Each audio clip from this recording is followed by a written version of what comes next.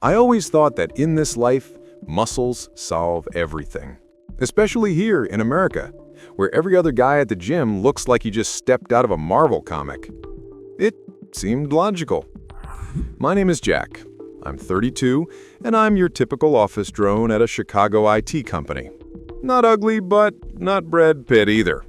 A soft belly, perpetually hunched shoulders from coding marathons, and a smile that looks more like a grimace of insecurity. And then she appeared. Emma.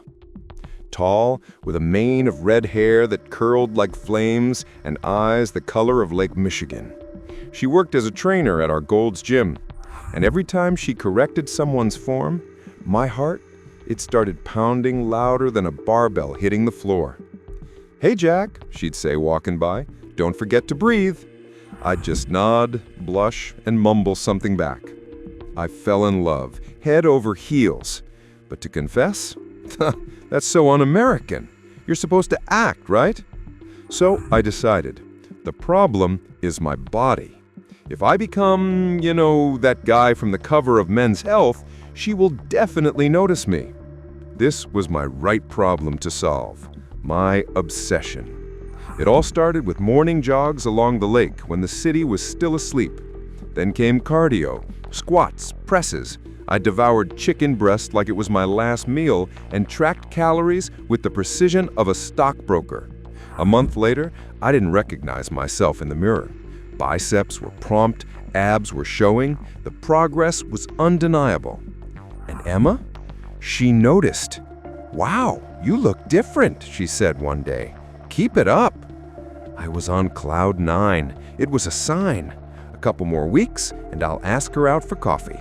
Everything was going according to plan. And then Mark showed up. My old buddy from college. Tall, charming, with that effortless coolness that just works. He dropped by the gym to just get in shape and fit right in.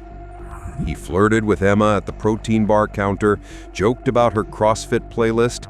"Hey, gorgeous, you're like a superhero, saving us from our couches." And she laughed. And what about me? I stayed silent and worked out even harder. "One more set, Jack," I told myself. "Just one more and you'll be ready." Another month passed. My muscles were burning with pride, but my heart with panic. Mark invited Emma for a friendly dinner. And me too. "Come along, bro." I lied and said I had work. The truth was, I was paralyzed by fear. The fear that she wouldn't see the new buff Jack, but the old one, insecure, hiding behind weights. That evening, I watched their Instagram stories.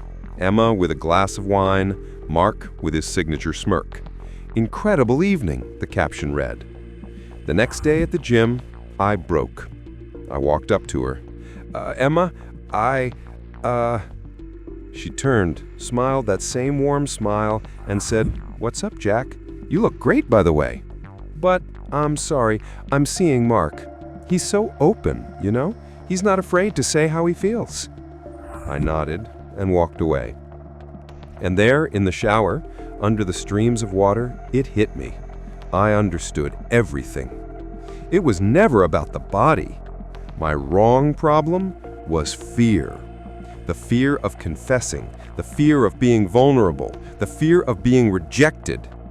While I was building my muscles, Mark was building an emotional connection. He didn't wait for the perfect moment. He was just himself. The irony is, I spent months on an external transformation to hide what truly scared me. In a world that screams, "Be yourself," I chose become better. And I lost. Now I go to yoga. They teach you how to breathe there. And maybe, one day, when my heart stops pounding from fear, I'll say to someone, "Hi, I'm Jack, and I'm in love." Because the real transformation doesn't happen at the gym, but in the mirror of the soul. And that's the wrong problem theory. We often choose to solve the wrong problems just to avoid looking our real fears in the eye.